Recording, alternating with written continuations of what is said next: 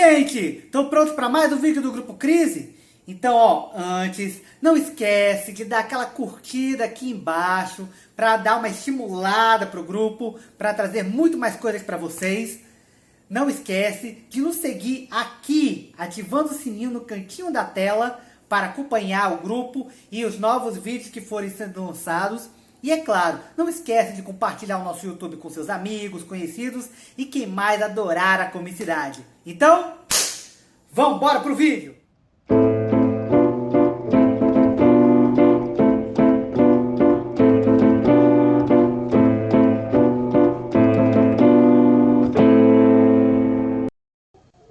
E vamos começando mais um Café com Crise. Meu nome é Amidete Aguiar e hoje iremos entrevistar o Circo Tupiniquim, na presença de Omar Rocha.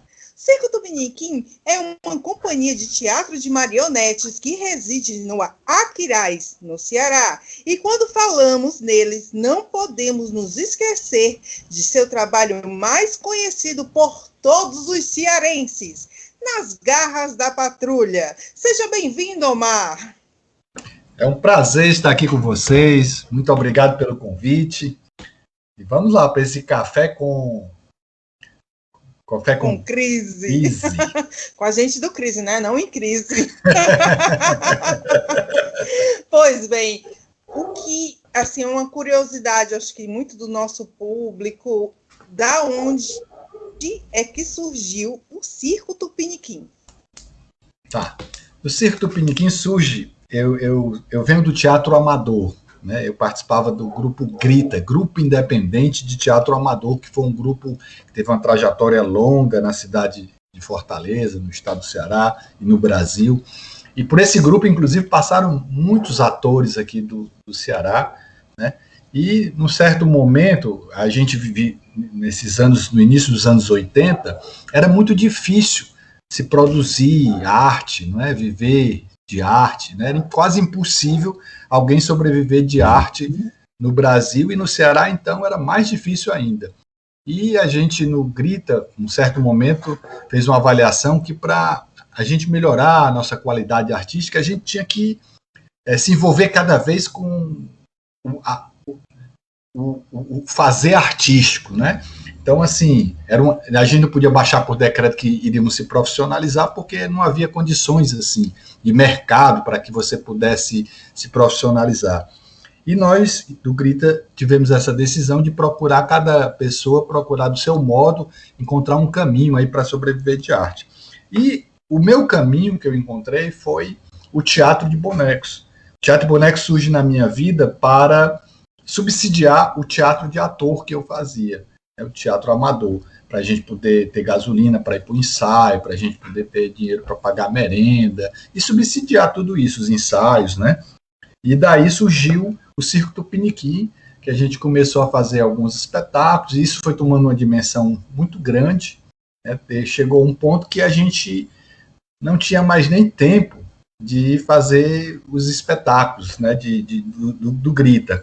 Eu me lembro que a gente estava numa montagem do Caldeirão da Santa Cruz do Deserto, um texto do Oswaldo Barroso, dirigido pelo Herotilde Honório, e nos ensaios eu comecei a faltar muito, porque eu e o Chico, né?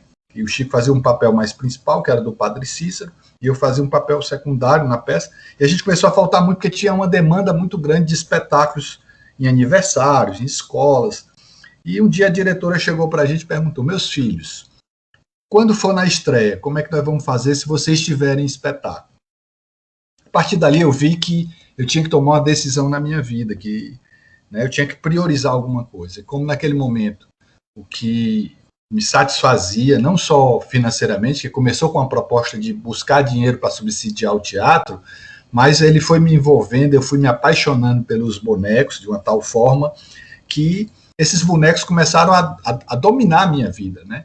Muitas vezes a gente diz hoje que a gente manipula os bonecos, as pessoas pensam que a gente manipula os bonecos, mas eu acho que, na verdade, a gente acaba sendo manipulado por eles.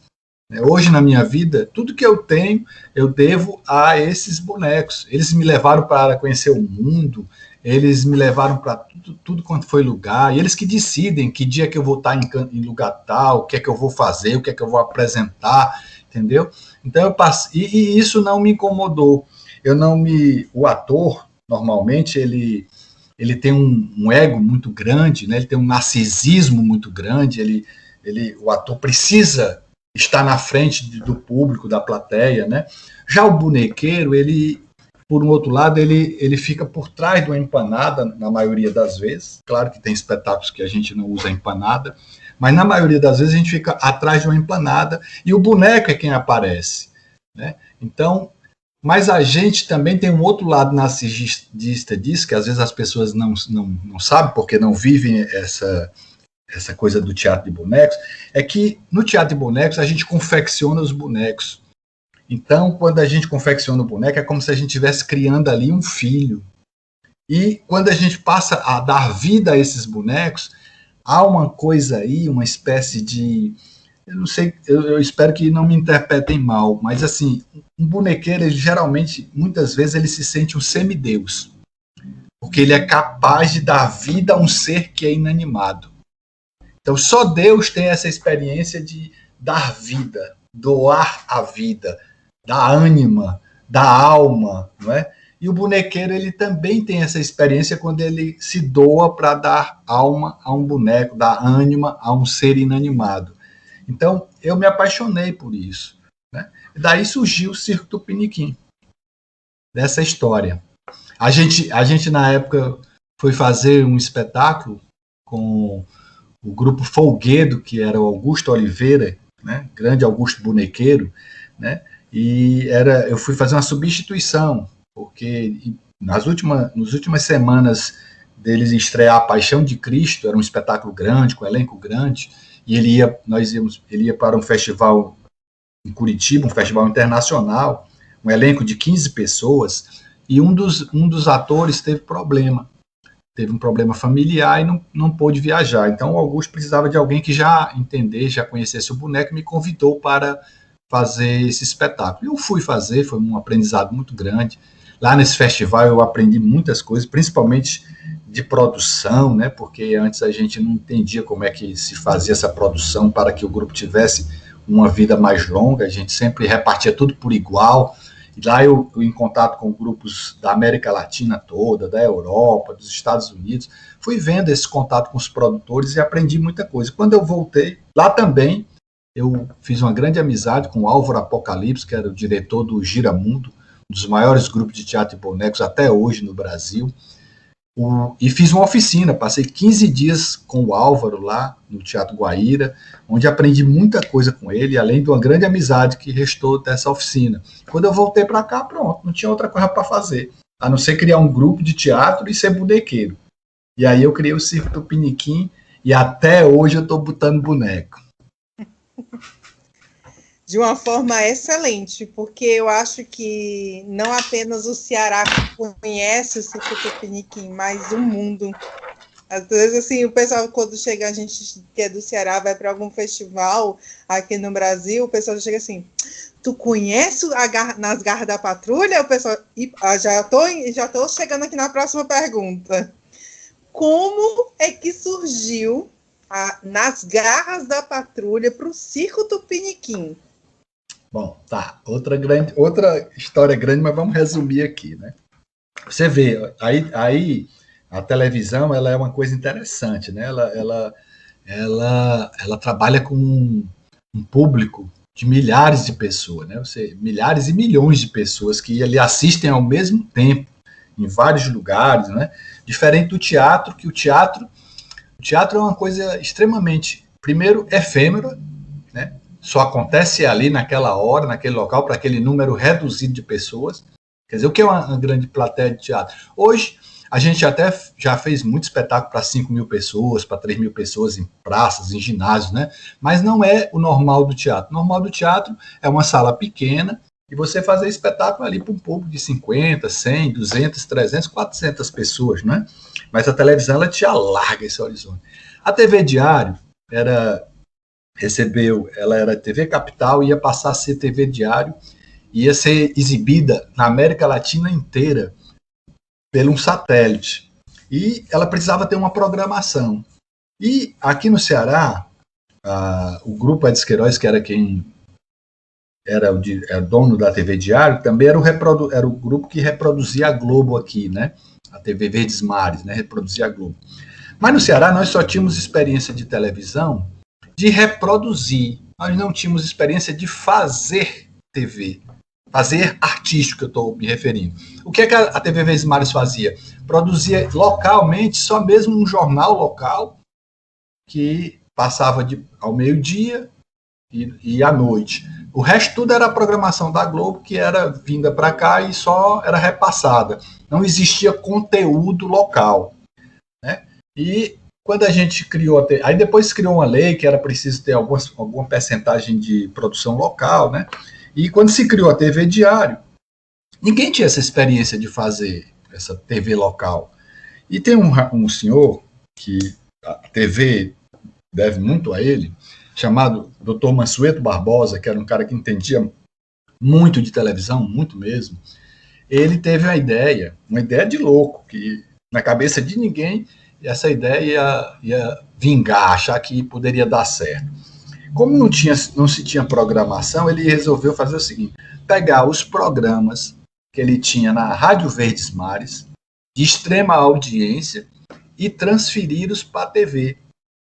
Assim ele fez, por exemplo, pegou o programa Paulo Oliveira, que era um programa de audiência imensa. O Paulo é um comunicador fantástico, só que o Paulo é um preto, e a linguagem do rádio é assim, é uma mesa, o cara fica sentado ali atrás do microfone falando, e com ali um técnico que vai botando alguns efeitos, é outra linguagem, não é TV. TV precisa de imagem. Pois vocês acreditam que o Mansueto trouxe o Paulo para a TV nesse mesmo formato, e o Paulo, como era um grande comunicador, fez o maior sucesso. Arrastou o público que ele tinha no rádio para a TV, o que não é normal. E assim outros programas foram também, o do Gugu, vários programas que tinha na Rádio Verdes Mares passaram para a TV. A Garras da Patrulha é um programa de muita audiência na TV, na Rádio Verdes Mares. Já havia 20 anos que já era um programa. Eu era criança, adolescente, morava no Zé Walter e ia estudar no centro. E eu pegava o ônibus, dava quase uma hora de viagem, eram uns 45 minutos de viagem do Zé Walter para o centro. E todo mundo naquele horário de meio-dia assistindo esse programa das Garras da Patrulha no ônibus, rindo, as histórias que os radioatores faziam e tal. Eu também ia ouvindo aquilo ali, mas eu nunca imaginei que um dia eu iria fazer parte daquela equipe, fazer parte daquele programa. Pois bem, quando o doutor Mansueto teve essa ideia, ele pensou, olha, tudo bem, os radiocomunicadores, eles conseguiram arrastar a audiência para a TV. No caso das Garras da Patrulha, nós tínhamos um grupo lá, um elenco de radioatores. E quando a gente ouve no rádio aqueles radioatores contando histórias, né, é como se a gente estivesse lendo um livro. Cada um, no seu universo, na sua memória, vai criando aqueles personagens. Ele cria lá um bebim, cria a fofoqueira. Então, todo mundo no seu bairro, ali onde você mora, na sua comunidade, você conhece uma fofoqueira, você conhece um bebim, e você começa a se teletransportar, a reconhecer nas histórias aqueles personagens, e vai criando na sua cabeça, imaginando eles participando daquela história. Mas quando você pega um radioator e coloca de frente da tela para ele contar essa história, você inibe esse processo criativo de cada um, porque você vai ver o radioator ali criando, né? Tipo o Kleber Fernandes, o Irandelmar, o Djaci Oliveira, né? O Eri Soares, que são grandes artistas, grandes humoristas, né? Mas colocá-los fazendo uma imagem, interpretando vários personagens, diminui. Vocês concordam comigo que isso em vez de ampliar esse universo, diminuir esse universo, fechar esse universo. Sim. Aí o Dr. Mansueto teve a seguinte ideia: por que em vez de colocar os radioatores, botar 5 radioatores em cena, a gente não bota uma porção de bonecos? Né? Essa foi a grande sacação dele, porque os bonecos foram diversificados, você pode criar vários personagens, né? Então aí ele nos fez esse convite para fazer esse programa. No começo ele não queria que fosse esses bonecos aqui que a gente faz, ele queria uns bonecos bem plásticos que ele tinha visto na Europa, que a Rede TV apresentava um programa muito conhecido, que era um programa de sátira política, e os bonecos eram muito perfeitos, os bonecos eram feitos com latex, assim, com caricatura dos personagens, dos políticos lá de onde eles estavam falando e tudo, né? Mas muito perfeito, abriu a boca, fez os olhos, bebiam, comiam, eram bonecos extremamente perfeitos. Então, quando ele nos chamou e propôs isso, eu disse, olha, doutor, primeiro, a começar que a gente não tem esse material aqui, porque o látex do Brasil ele não é tão durável quanto esse látex que tem lá na Europa. Outra coisa é, a gente não domina essa técnica de construir esses bonecos. Então, a gente pode fazer o seguinte, o senhor fala com o pessoal lá do grupo, da ETP, nos leva para lá, para a gente passar uns 15 dias em Portugal, a gente vai adorar, fazendo uma oficina, né? E a gente vem para cá, já confecciona uns bonecos por lá, e depois, aprendendo a técnica, a gente vai e confecciona aqui. Ou o senhor propõe a esse para vir curtir aqui a praia do Ceará, passar uns 15 dias aqui, ensinar a gente também, e é da mesma forma, uma coisa ou outra. Ele ainda tentou fazer isso, mas era um custo muito alto. Além disso, ainda teria que ficar importando o material, né? Aí o fato é que estava se aproximando a data de entrar no ar e não tinha nenhuma definição. Eu fui para uma reunião com várias pessoas, vários coordenadores lá do grupo que fazia a TV Diário, né? Então, quando chegou nessa reunião, eu disse assim, rapaz, eu vou levar um boneco. Antes de sair de casa, me deu aquela ideia, eu vou levar um boneco. Aí peguei uma boneca, a Loura Jane, botei aqui, levei num saquinho e botei aqui do lado da minha cadeira. E eu me sentei assim, do lado da cabeceira da mesa. O doutor Mansueto sentou na cabeceira, eu sentei aqui do lado e a mesa grande, com mais de 15 pessoas sentadas lá para discutir esse assunto. E a conversa vai e tal, e vendo que estava quase indo para o enviar, porque não conseguia esses bonecos, eu peguei, meti a mão aqui, mesmo aqui por baixo da mesa, meti a mão no boneco, tirei o boneco, levantei, já fui logo abraçando ele. Ele era um senhor muito sério, tal, todo mundo... Até o pessoal tinha muito essa coisa, né? O respeito, de não, somos doutor Mansueto, sei o quê. E o boneco, ele tem essa permissibilidade, né? Ele quebra as coisas. Então, a Loura Jane já abraçou o Mansueto e já disse assim, mamãe, o que é que você vai fazer depois dessa reunião, não sei o quê, que tal a gente sair para bater um papo, não sei o quê, e tal. Ele já foi, ele era muito sério, ele já riu. Quando ele riu, tipo assim, eu ri, aí todo mundo caiu na gargalhada na mesa, né? Todo mundo esperou primeiro, ele riu, todo mundo riu. Aí a boneca deu um beijo nele e eu disse assim, olha, doutor, o que a gente sabe fazer aqui é isso. Eu acho ótima essa sua ideia, a gente pode tentar, mas o que nós sabemos fazer é isso. Que tal a gente fazer um piloto e ver como é que fica isso aqui, já que é na próxima... faltava uma semana para entrar no ar, né? Aí ele disse, pois faça o piloto. Olha, a gente fez o piloto, até meio descompromissado assim, da qualidade técnica, né? Porque era um piloto, não era para ir para o ar, mas o negócio foi tão apertado, o tempo foi tão assim que o próprio piloto foi para o ar. Se você tiver a oportunidade de ver o primeiro programa das Garras da Patrulha, vocês vão ver lá que aparece braço da gente, a gente às vezes entra em cena sem querer, aparece uma parte do rosto, porque tudo foi gravado assim, sem compromisso, porque era um piloto, né? Se duvidar, eu assisti o primeiro piloto, porque quando surgiu a TV Diário, foi um negócio assim curioso para a gente, um canal cearense, né? E aí acho que todo mundo foi assistir aquele primeiro período que todo mundo estava testando. Exatamente, a TV do Ceará. Eu nem sei, eu nem me lembro quando eu comecei a assistir Nas Garras da Patrulha. Tanto que eu fiquei encantada. A TV Diário convidou o Ponhonhon, Marcos Belmino, conhecido como Ponhonhon, que era uma figura, um grande diretor de televisão do Ceará, que estava morando, acho que era no Piauí, fazendo programas no Piauí, e trouxe ele para cá novamente e deu a ele essa incumbência. O Ponhonhon era um cara fantástico. Primeiro que ele não tinha nada a ver com essas burocracias, esse negócio, ele é um cara que aprendeu a fazer televisão fazendo. Ele nunca fez curso de nada, ele aprendeu na marra ali, sabe, no dia a dia, e era um cara extremamente criativo. E um cara que ele sempre nadava contra a maré, ele não tinha essa coisa, sabe, da estética que esses diretores formados têm, não tinha isso. Ele era um cara popular, um cara que vem do popular e que gosta de fazer as coisas popular. Aí o Ponhonhon chega e diz assim, olha, Omar, cara, eu não sei como é que eu vou fazer esse programa porque eu não entendo nada de boneco. mas de televisão eu entendo muito. Aí eu disse assim, vai dar certinho, Ponhão. Pois vai dar certinho, porque eu também não entendo nada de televisão. Agora, de boneca eu entendo muito. E foi um casamento perfeito, né? Perfeito. E nós criamos ali a galinha dos ovos de ouro da TV Diário. Né? Quando os programas começaram a ir pro ar, a brincadeira do Ponhonhon, aquela coisa da gente pegar, essa coisa dos primeiro que a gente usar o cearenseis, que já era uma coisa que se usava nas garras da patrulha. Mas quando a gente transfere para a televisão, as caricaturas que a gente fez com os bonecos, né, a gente trabalhou com a ideia do grotesco, de fazer, sabe, sempre caricaturas grotescas, né?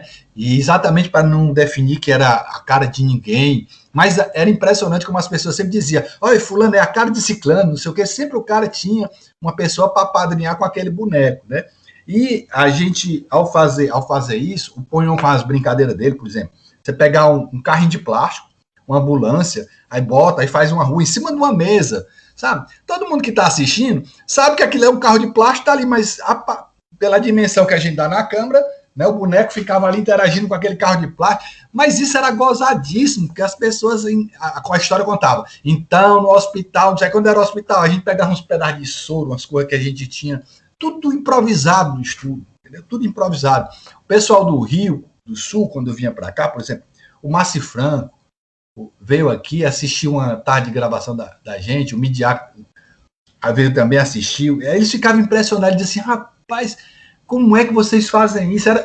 O cenário das garras era uma tapadeira de pano, de 3 metros ali, limitadíssimo, e essas mesas que a gente botava carro de plástico, sabe, inventava mil histórias, uns caixão, fazia os defuntos, aí botava o boneco lá de morto, era muito engraçado. Isso caiu nas graças da publicidade de uma forma geral. Os publicitários começaram a assistir o programa, começaram a achar genial, né? Porque era tudo no improviso. Outra coisa também que caiu nas graças do público foi que a gente começou a se comunicar diretamente com o público. Como fazer um programa diário com um redator? No início era o Paulo Leles, né? Que também fazia a voz de abertura, era a voz do jornal, era o diretor da Rádio Verdes Mares, era um grande locutor, fantástico, Paulo Ledes. Escreveu durante muitos anos As Garras da Patrulha. Depois ele teve uns problemas de saúde e o Cícero Paulo começou a escrever e comandou também com muita excepcionalidade os roteiros das garras, né? E aí a gente dizia assim, poxa, mas escrever um programa todo dia é complicado. Aí eu disse assim, bom, vamos fazer o seguinte, vamos lançar um e-mail e vamos pedir para as pessoas dizer o que é que está gostando e mandar ideias. É tanto que o primeiro e-mail das Garras da Patrulha é o e-mail omarrocha@uol.com.br, que era o meu e-mail. Aí você vê. Aí no começo a gente recebia 10 e-mails, 15 e-mails, aí depois 30 e-mails, depois 50 e-mails, depois 100 e-mails. Chegou um dia que eu cheguei lá, gente, não dá mais. Eu não tenho como. Em casa, a TV me dava o papel para me imprimir. Eu disse assim, mas a minha impressora está acabando a tinta, porque são 500 e-mails agora por semana. Então não dá mais. Aí se criou um departamento na TV só para receber esses e-mails, inclusive não só para o nosso programa, como para os outros programas também, que era aquele negócio do alô, né? Alô, você que tá aí, tá não sei aonde, aí falava o nome das pessoas. Minha gente, a gente descobriu que tem cearense no mundo inteiro. No Brasil, então, toda cidade do Brasil tem um cearense. Quando você fala que em todo o Brasil tem um cearense, mas eu acho que em todo brasileiro tem um cearense, porque teve um período que a gente ia viajando, a gente viajou para Bahia, para João Pessoa, eu tenho família em João Pessoa, e meu tio, como o canal diário estava aberto para todo o país estava assistindo a TV Diário. Todo o país estava assistindo nas Garras da Patrulha. Quando eu pisei em João Pessoa, meus tios, meus parentes, tudo falavam o quê? Nas Garras da Patrulha. E falavam as gírias dos bonecos. Eu digo, gente, o pessoal está infectado aqui. Exatamente. Todo mundo era nas... Quando a gente chegou na Bahia, o Crise, a gente é cearense. Ah, você é da cidade daqueles bonecos. Era uma coisa fantástica. Gente, aqui também, o povo, o porteiro do hotel, a camareira, todo mundo dizia assim, eu adoro aqueles, vocês conhecem? E aí, assim, pede a eles para dar um alô, né? Pede a eles para dar um alô, né? Todo mundo pedia, a gente recebia muita carta, muito e-mail pedindo alô. Era uma coisa, assim, febre. Quando cortou essa transmissão da TV Diário para o Brasil, acho que o povo sentiu muita falta. E aí acho que começaram a fazer os DVDs de pirataria, porque o povo gostou da linguagem do cearense. Teve e tem muito DVD pirata. A TV Diário nunca fez nenhum DVD das garras, não produziu nenhum material nesse sentido, entendeu? Mas tem umas coisas engraçadas. Os bordões, né, caiu na boca do povo, né? O delegado que dizia, oi, tô te monitorando. A gente começou a ver isso em todo canto. Você tem uma ideia? Nos bailes da Rocinha, os bailes funk da Rocinha, os telões, lá passavam as garras da patrulha. Era o delegado dizendo, oi, tô te monitorando. Aí diversos bordões que a gente tinha, né? Seu Luiz, aí tal, vários bordões rolavam lá. É tanto que quando a Regina Casé, na época tinha aquele programa Muvuca, veio ao Ceará, antes ela fez um programa lá no Rio, na favela da Rocinha, e lá ela chamou a atenção os vários telões que tinha no baile funk, rodando aqueles bonecos. Ela disse, o que é isso? Que imagens são essas? Aí os caras disseram, rapaz, isso é um programa de humor que tem no Ceará, porque era muito irreverente, tá entendendo? Era o humor cearense é muito irreverente, nós somos muito irreverentes, a gente faz humor, a gente faz riso com a nossa própria desgraça, né? A gente conta os nossos dilemas, as nossas dificuldades rindo, né? Tirando sarro disso, né? Então ela ficou encantada e quando chegou aqui ela fez uma entrevista com a gente, 2 blocos do programa, só foi pro A1 porque a Globo já estava numa briga com a gente, né? Que infelizmente acabou ocasionando que a gente não saísse do satélite, saísse dessa reprodução para a América Latina e para o resto do Brasil, ficando delimitado para o Nordeste. Mas você falou um negócio do DVD, eu me lembrei de uma história que eu fui fazer. Nós fomos fazer uma temporada lá em Mossoró. Então terminou o espetáculo à noite, a gente depois de desmontar tudo no teatro, era já por volta de 11h30 para meia-noite, a gente foi para o Cebozão. Todo mundo que conhece Mossoró sabe que é o Cebozão. Cebozão é um lugar lá onde tem uns cachorro-quente, uns restaurantes assim, tudo junto, tipo, hoje a negada chama de food truck, né? Mas naquela época era Cebozão, e ainda é hoje lá, ainda tem um Cebozão lá em Mossoró. Todo o pessoal que sai para noite, rico, pobre, motorista de táxi, todo mundo que vai para festa, que sai na gandaia, juventude, todo mundo no final da festa passa no Cebozão para comer um sanduíche. Então, quando a gente saiu do teatro, a gente perguntou ao rapaz, a gente quer comer, onde é que a gente pode comer uma hora dessa? Ele disse, rapaz, uma hora dessa os restaurantes já todos fecharam na cidade. Nós só temos um lugar, o Cebozão. Eu disse, vixe, Cebozão, pelo nome você já se assusta, né? Mas não, mas o Cebozão é um lugar extremamente legal, assim, a comida, são sanduíches, né? Os sanduíches são excelentes. Quem for lá pode ir sem medo, que pelo menos já faz tempo que eu não vou, mas era muito gostoso. Então estávamos nós lá no Cebozão, pedimos nosso sanduíche, quando entra um rapaz com uma pilha de CD na mão, dizendo, quem vai querer um CD, não sei o que, tá aí, tem aqui o último das garras da patrulha, as últimas piadas do Coxinha, não sei o que, direto da TV Diário, original. Aí quando ele disse direto da TV Diário, original, eu disse, pá. Aí eu disse, aí, negado, porque o cara ele tá vendendo um CD original das garras da patrulha, o que vocês acham? Aí eu chamei ele aqui pra mesa. Aí ele chegou, eu disse, rapaz, quer dizer que você tem aí um CD original das garras da patrulha, cara? Esse original, vindo direto da TV, tá aqui e tal, aí mostrou o CD. Aí na capa do CD tinha a minha foto e a foto do Duarte, segurando 2 bonecos, né? Aí eu disse assim, mas rapaz, eu vou lhe dizer uma coisa, esse CD não é original, não. Ele disse, não, esse aqui é original, rapaz, eu recebo diretamente da TV Diário. Eu disse, olha, eu vou dizer para você por que não é original. Porque a TV Diário nunca produziu nenhum DVD das garras da patrulha. Não produziu esse aqui, meu original. Aí eu disse assim, pois, olha aqui pra gente, olha aqui direitinho pra mim, olha aqui pra esse outro rapaz. Aí abracei o Duarte, como estava do mesmo jeito que estava na foto do CD, né? Aí quando ele percebeu que ele ligou a história que era o CD, que era a gente, rapaz, eu achei tão espetacular a saída desse cara. Em vez dele se encabolar, ele foi tão inteligente, ele disse assim, cara, são vocês? Meu irmão, me dá o teu telefone que eu vou botar aqui na capa do próximo CD pra gente divulgar aqui vocês e tal. Aí eu disse, rapaz, eu não aguentei não, comecei a rir, mandei ele sentar, disse, rapaz, quer tomar uma cerveja? Pede um sanduíche aí pra ti. E comprei o CDzinho lá, até hoje eu tenho guardado aí esse CD que era o original das Garras da Patrulha, mas de fato nunca teve, mas teve muita pirataria, muita gente ganhou dinheiro, não só com CD, DVD, a gente chegou até a fazer nós, por fora, sem ser dentro da TV, o bonde do Coxinha, né, que era um CD de música, mas assim, tudo era uma coisa meio que pirata, porque era meio experimental, não era nada produzido profissionalmente, com uma grande quantidade. Eu acho que ainda esses DVDs ainda rolam muito por aí, porque o povo e na internet ficou também, sedento. Né? O povo ficou sedento pelo... Gente, vocês têm TikTok? Porque eu já vi coisas de vocês no TikTok. Hoje tem todo canto. Olha, se a gente tivesse atentado para essa coisa da internet, do youtuber, né? Porque nessa época ainda não existia essa febre do youtuber. Mas se a gente tivesse atentado, nós teríamos sido um dos primeiros e hoje você estaria falando aqui como milionário, né? Porque nós teríamos ganhado muito dinheiro, porque esse pessoal eram fãs. Os fãs das Garras, eles gravavam os programas, eles nem faziam isso para ganhar dinheiro, não era porque queriam ser YouTube, porque nessa época não existia essa febre ainda, não. Eles gravavam para botar no ar mesmo, para divulgar, tá entendendo? Mas tinha uma audiência, era 60 mil, 100 mil de visualizações, sabe? No momento que ainda não tinha essa divulgação toda. Logo depois que eu saí das Garras, foi que eu fui fazer um trabalho com o pessoal do Suricate Ceboso, e os meninos me explicaram como é que funcionava esse negócio do youtuber. Se eles tivessem me explicado isso 2 anos antes, vocês estariam falando com um milionário.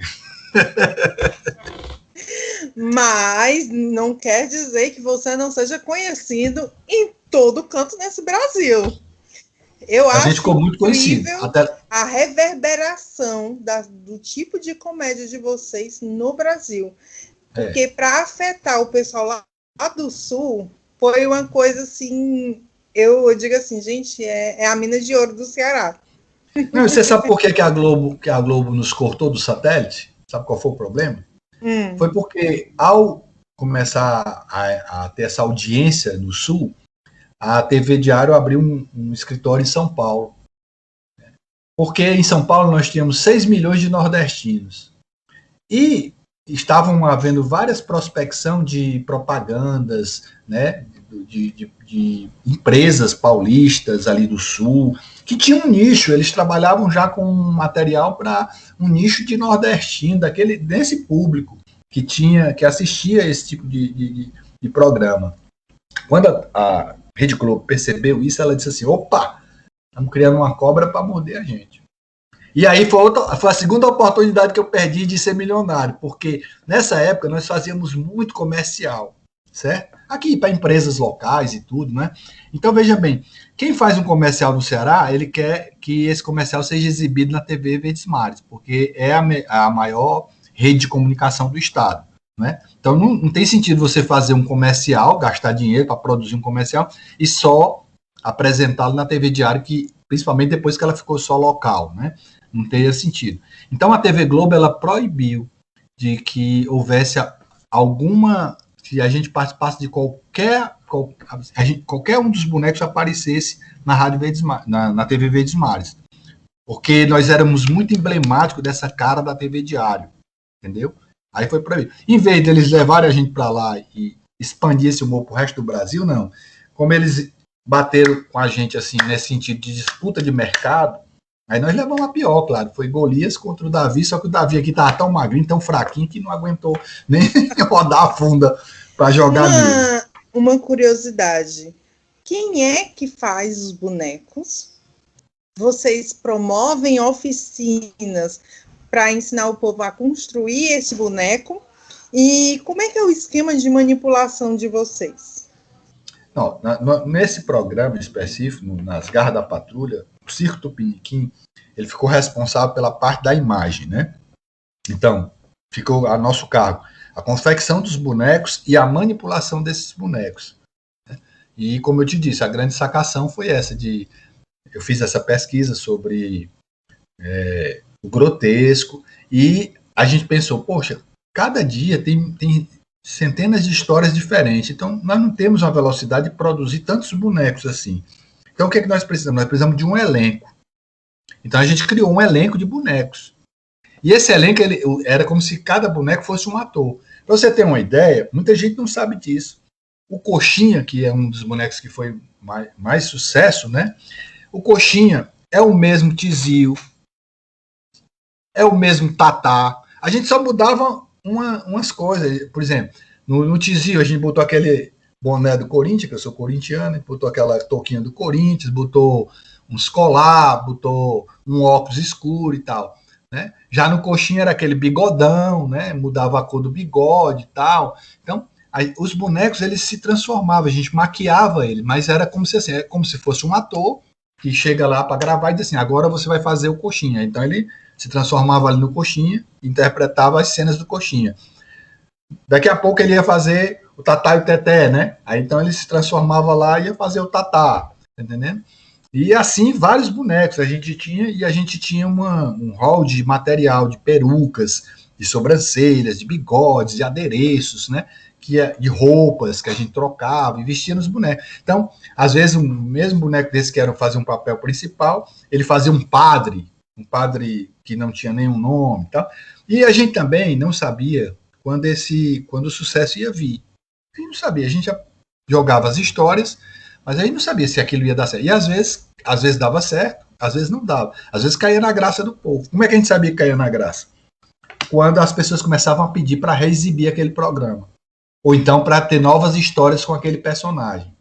Então, normalmente, quando a gente criava um personagem, a gente criava e estava ali na memória, estava fresco, fazia a cena e tal. Se pedia para repetir, ou se ele ia ao ar de novo, ou se tinha alguma outra história para ele entrar, aí sim, aí eu fazia uma foto daquele boneco com os adereços para a gente guardar, porque a gente não conseguia lembrar. Chegou ao ponto que a gente tinha lá no estúdio 50 bonecos, e esses 50 bonecos faziam mais de 300 personagens, né?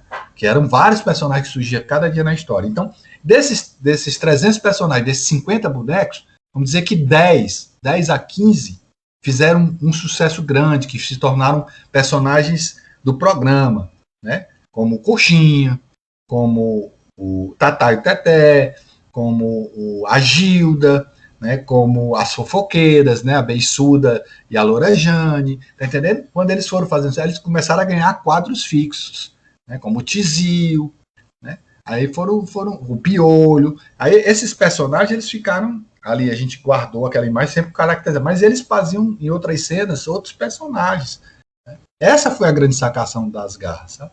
Mas eu dizia assim, ó, a televisão, ela, em vez do teatro, ela leva você para ser conhecido, né? A gente não ganha dinheiro com televisão, assim, financeiramente, dinheiro de cachê por trabalhar na televisão, mas a gente ganha esse reconhecimento. E esse reconhecimento, ele pode se tornar dinheiro porque a gente passa a fazer espetáculo, e se a gente é divulgado, por exemplo, nós chegava numa cidade que divulgava que ia ter as garras da patrulha, e geralmente eram públicos muito grandes, né? Era público de 1.000 pessoas, 2.000 pessoas, a gente se apresentava em centro de convenções, em quadras, né, ginásios, né, muitas vezes era em shows noturnos, né, onde tinham várias bandas, a gente entrava aí no meio entre uma banda e outra lá e fazia o show da gente, então era para aquelas plateias imensas. Uma coisa que a gente pensava que não ia dar certo, porque o cara vai pro forró, ele vai para dançar, para beber, não é para namorar, né? Então a gente tava lá no meio do forró. Aí quando começava as primeiras bandas a abrir, o forró começava lá para 8, 9 horas da noite. Quando era lá para meia-noite, ia trocar uma banda para outra, para entrar a banda principal e tal, não sei o quê. Aí entrava as garras da patrulha. Eu disse assim, a negada vai beber, não vai nem prestar atenção. Que nada. Ficava todo mundo atento, havia um silêncio na plateia para a negada entender a comicidade, a piada, não é? E os risos eram enormes, né? Então, assim, eles, poxa, funciona. As pessoas param mesmo para ver os bonecos, né? Porque, além de ter também o humorista contando a história, mas tinha a cena, os bonecos ali se mexendo, eles queriam ver o que eles já conheciam da televisão. Interessante esse negócio de sucesso, porque eu nunca me subiu a cabeça, não. Eu sempre achei isso, já entendia que era assim, não deixei isso me tomar, não. Uma curiosidade. Vocês têm outros trabalhos além Nas Garras da Patrulha, e se vocês têm algum canal no YouTube, no Facebook, algum canto. Tá. Hoje a gente tem um canal que a gente está começando agora a fazer, que é o omarrocha.circo tupiniquim. A gente está postando os programas, postando espetáculos, trabalhos que a gente tem. A gente fez na TV Diário, por conta do Nas Garras da Patrulha também. Primeiro a gente fez tipo um co-âncora com um programa infantil Turminha da Jaque, que foi o primeiro programa infantil que a TV Diário produziu. A gente participou mais de um ano desse programa como co-âncora, tinha um boneco, era o Chicão, ficava conversando com a Jaque, tinha um quadrozinho, dava opinião, ficava se metendo no programa, né, com um co-âncora do programa. E depois disso, quando terminou o Turminha da Jaque, a TV Diário nos convidou para fazer um programa infantil, que foi uma coisa fantástica, que a gente criou a TV Tupiniquim. A TV Tupiniquim começou com um programa que se apresentava uma vez por semana, aos sábados, né? Mas criou um corpo. Esse era um programa todo nosso. A TV Diário entrava só com a técnica, nós fazíamos os roteiros, nós gravávamos as vozes, nós fazíamos as encenações, nós produzíamos os cenários. A TV Diário entrava com as câmeras e com a reprodução do programa. E ele começou uma vez semanal, ao sábado, depois passou diário, num horário que ninguém acreditava que poderia dar certo. Sobrou um horário na grade e vieram nos propor isso. Olha, vocês não querem fazer esse programa diário? Só que o horário é 6h30 da manhã. Eu disse, puta, mas no programa infantil às 6h30 da manhã. Fiquei pensando, né? Quem é que vai assistir isso, meu Deus? 6h30 da manhã, lá vem, o cara vai assistir televisão. Mas a gente estava ali, eu disse assim, vamos fazer. Não vamos negar, não, vamos fazer. E fizemos. E foi tão engraçado porque a gente começou a receber tanta carta, tanto e-mail de pais, dizendo que a melhor coisa que tinha acontecido na vida deles foi aparecer o TV Tupiniquim. Por quê? Porque eles, às 6 horas, levantavam os filhos para começar a se preparar para ir para o colégio, né? E os meninos não queriam acordar. Os meninos ficavam todos, não, aquele negócio, né? Menino que não quer sair da cama, quer ficar dormindo mais um pouco. Quando passou até a TV Tupiniquim, começou a fazer sucesso, rapaz, os pais disseram que só fazia dizer assim, ó, vai começar a TV Tupiniquim. Os meninos pulavam da cama, iam pro sofá para ver a TV, e aí os pais já aproveitavam essa hora para vestir a farda, arrumar ali o lanche, né? Porque o horário é o horário que os meninos acordam, né? Porque 7h30 geralmente começa a escola. Então, era um incentivo para o menino acordar. Fizemos muito sucesso. É maravilhoso ouvir a história de vocês do Circo Tupiniquim, porque quando a gente vê o Circo Tupiniquim, mas a gente associa muito ao programa Nas Garras da Patrulha. Não sabe dessa história, desse caminhar do circo, como ele começou, o trajeto dele. Olha, você tem uma ideia? A gente foi fazer estava fazendo um espetáculo em Mossoró novamente, né? Acho que foi Mossoró mesmo, uma cidade do Rio Grande do Norte. E quando era comum, quando os caras viam o carro da gente, tinham uns adesivos e tal, eles iam falar com a gente, pedir autógrafo, essas coisas. Né? Eu parei num posto de gasolina para abastecer e o rapaz, o frentista, chegou para mim e disse assim, olha, vocês são daquele programa da televisão, né, lá do Ceará, né? Eu disse, somos. Aí disse, você podia dar um autógrafo para a gente? Eu disse, posso. Aí ele me deu aqui, eu disse assim, para quem é? Não, é o nome do meu filho. Aí botou o filho dele, né? Aí eu disse assim, aí eu pensando até aí, então, pensando que era As Garras da Patrulha. Eu perguntei assim, e qual é o personagem que ele gosta mais lá, pra gente pedir para dar um alô para você? Aí ele disse assim, não é Nas Garras que eu assisto com ele, não. A gente assiste aquele programa que passa de manhãzinha, aquele infantil, que tem o Sapo Sabedor, TV Tupiniquim. Aí eu disse, rapaz, olha aí, o programa tá dando certo. Quando um frentista chega para você para pedir um autógrafo daquele programa, quer dizer, não é Das Garras, aí eu me senti muito lisonjeado, sabe? Depois eu levei o carro para lavar um outro dia, logo próximo a esse dia aí, levei o carro para lavar num posto, aí lá tava o lavador do Lava Jato com a mangueira e cantando, eu sou o Sapo Sabedor, eu sou o Sapo Sabedor. Aí eu disse assim, esse cara tá cantando a música do programa. Aí eu cheguei para ele, sem me identificar, e disse assim, mas que música é essa que tu tá cantando aí? Que música doida é essa? Ele disse, rapaz, isso é um programinha que passa de manhã, mas que salvou a barra lá em casa. Os caras fazem esse programa na TV diária, aí meu filho não acordava de jeito nenhum, agora todo dia de manhã, bem cedinho, ele já tá de pé lá sentado na casa. Ele se acordou antes da gente para chamar a gente para ligar a televisão para ver o TV Tupiniquim. Aí disse, pronto, o programa deslanchou. Sim, sim. Eu, devido à emoção de lhe entrevistar, eu esqueci de fazer a nossa pergunta principal, Omar. Omar, o que é o riso para o Seco Tupiniquim, para o Omar? O que é o riso? Olha, eu vou até falar para você aqui, eu vou até mostrar aqui para você. Hoje eu me preparei mais, né, para a gente fazer essa entrevista. Olha, tem esse livro aqui, mas ninguém vai ver, né, porque é falado. Mas é um livro do George Minóis, que fala sobre a história do riso e do escárnio. Esse livro é fantástico. Quem quiser trabalhar com humor, quem quiser trabalhar, né, tem que conhecer esse livro, né? E no primeiro parágrafo desse livro, o George Minóis, ele fala o seguinte: o riso é um caso muito sério para ser deixado para os cômicos. É por isso que, desde Aristóteles, hordas de filósofos, de historiadores, de psicólogos, de sociólogos e de médicos, que não são nada bobos, encarregaram-se do assunto. Né? Então ele começa o livro dele com essa frase, esse parágrafo aqui. E é fantástico esse livro sobre a história do riso, sabe? Ele trata muita coisa. Para nós, eu vejo o riso como vamos dizer assim, uma forma de você, uma terapia. Né? O riso é uma forma de você se desestressar. O riso, ele é contagiante. Né? Se eu começar a rir aqui, você vai rir aí, o Diego vai rir aí, todo mundo que depois estiver escutando o programa vai ter vontade de rir. Basta uma pessoa chegar e fazer assim.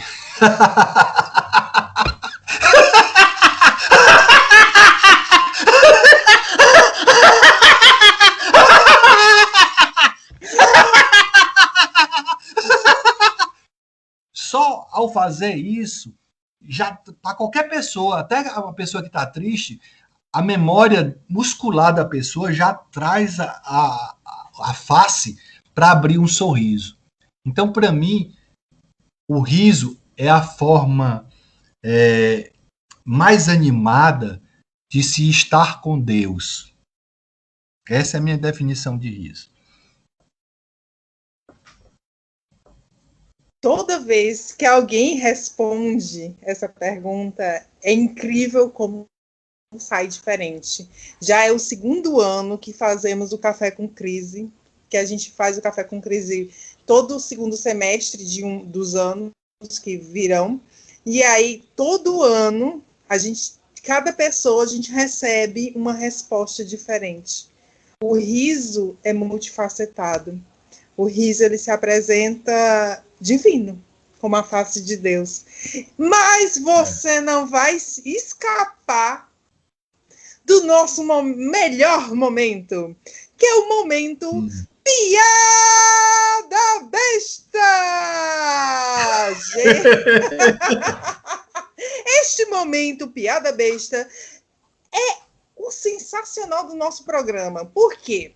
Você que conta uma piada ruim, aquela pessoa que conta só piada ruim, e todo mundo diz, não, cara, tu não dá certo. Aqui, ele recebe aplausos! Uhul!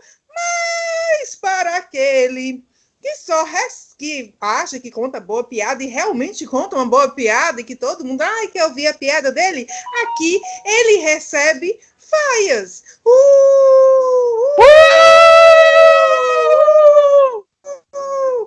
Então, aqui o negócio é contar piada besta. E eu, como sou a rainha da besterologia aqui do grupo, porque a piada é ruim, então hoje eu vou começar com a minha piada.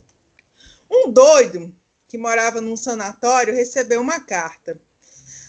Só que a carta estava toda em branco.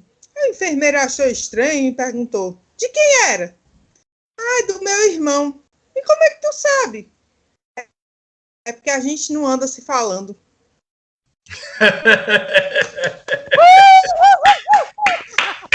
Esse não é um vídeo mais aí.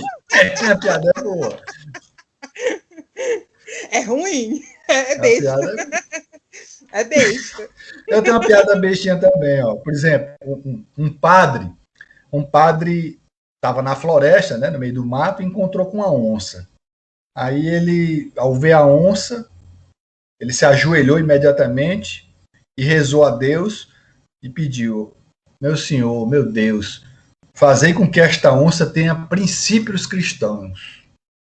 Aí, ao terminar a reza, a onça se ajoelhou também na frente dele e disse: obrigado, Senhor, por esta bela refeição que me deste. Essa é mesmo. Essa é mesmo. Ai, Omar, foi um prazer lhe entrevistar. Eu gostaria que você deixasse seu endereço no YouTube para que nosso público pudesse ver o seu trabalho, do trabalho do Circo Tupiniquim e suas considerações finais. Tá. O número do canal do YouTube é omar.rocha.circo Tupiniquim. Né? Lá a gente tem, inclusive, a gente fez um projeto agora para Lei Aldir Blanc, né? Que nos proporcionou a gente resgatar várias fitas que a gente tinha aqui, que era VHS, que a gente tinha gravado do programa TV Tupiniquim. E a gente postou lá, foi um compromisso nosso com a Secult, a gente postou 10 episódios da família Tatu lá, e tá lá tudo editadozinho, com letreiro, inclusive, para quem não escuta, né, poder ler. Então tá lá no YouTube esses episódios, e tem também o programa Mamulengo, que é o Teatro de Bonecos Popular do Nordeste, que hoje é um bem material, né, do Brasil, né, foi considerado bem material pelo Instituto Nacional do Patrimônio Histórico, IFAM, né, e nós temos trabalho com mamulengos, né, tem diversos tipos de trabalho, tem também algumas coisas das garras da patrulha, tem um espetáculo que a gente fazia no teatro com os bonecos, das garras também, tem várias coisas, e a gente vai tentar alimentar esse canal, não com o interesse de ser youtuber, porque eu acho que a gente já está muito atrasado nessa corrida aí, mas para que as pessoas possam conhecer esse trabalho, né, e convidar quem quiser conhecer. Hoje, com essa pandemia, o que a gente tem aprendido, né, muito é que nós tornamos o nosso principal canal é esse aqui, é o canal virtual, né? A gente tem trabalhado muito isso. Eu acho que, inclusive, é uma coisa que veio para ficar. Outros grupos que nunca tinham trabalhado com essa coisa da imagem, do virtual, né, por conta da pandemia, por conta de tentar uma sobrevivência, de se apresentar, de poder participar de algum festival, está havendo vários festivais online, né? Então as pessoas estão começando a se dedicar mais. Então eu acho que o audiovisual ele vai começar a ter um namoro grande aí com o teatro, né? Então o teatro vai também, eu acho que não é uma coisa que quando terminar a pandemia, quando a gente voltar ao normal, que se Deus quiser será em breve, isso vai ficar de lado, não. Né? Não vamos voltar só para o presencial, claro, vamos voltar para o presencial, que é muito teatro ao vivo que é o mais importante, é o que faz que a gente gosta de ter aquele contato com o público, e o público também gosta de ver o espetáculo ali ao vivo. Mas eu acho que a gente vai ficar, esse virtual vai ficar, sabe? Vai ter muita coisa no virtual, e os grupos estão se aperfeiçoando nisso. Então convido a vocês a conhecer esse nosso canal e dar risada lá com a gente, né? Se divertir com a gente, postar coisas, postar opiniões, tá certo? Muito obrigado a vocês, ao Crise. Omar.rocha.circo Tupiniquim. Pode botar lá, bota no YouTube lá qualquer coisa, Circo Tupiniquim, coisa vai aparecer várias coisas da gente lá. Tem muita coisa lá, porque sempre essas coisas que a gente joga em imagem, né, acaba indo pro YouTube, mesmo sem a gente postar. E ainda tem os fãs, né? Tem uns, aí sim, aí se você botar qualquer coisa das garras, vai ter muita coisa de que vários fãs postaram, né, Então, tem posts lá que tem muita visualização mesmo. Eu fiquei impressionado com a quantidade de visualização. Foi a oportunidade que eu perdi de ser rico. Omar, o Crise é muito grato pela sua entrevista. É um prazer estar ali entrevistando, conhecendo você, conhecendo o Circo Tupiniquim, conhecendo a história do Teatro de Bonecos aqui em Fortaleza, um dos teatros de bonecos mais famosos no Brasil, que trouxe a linguagem do cearense, né, para o Brasil, porque todo mundo conhece. Todo mundo fala a vocês quando fala de nas garras da patrulha e no cerco tupiniquim. Pois a gente fica por aqui. Gratidão, Omar. Beijo, gente! Obrigado a vocês, obrigado Amidete, obrigado Diego, obrigado a todos do Crise, viu? E aí, pessoal, gostaram do nosso trabalho? Se gostou, não deixa de dar aquela sua curtida aqui no cantinho da tela e de nos seguir ativando o sininho no outro cantinho da tela, para que você receba novos vídeos, novas informações sobre o Grupo Crise. E é claro, não deixe de compartilhar o nosso YouTube com seus amigos, conhecidos e quem mais adorar a comicidade. Valeu, pessoal, e até a próxima. Tchau, tchau!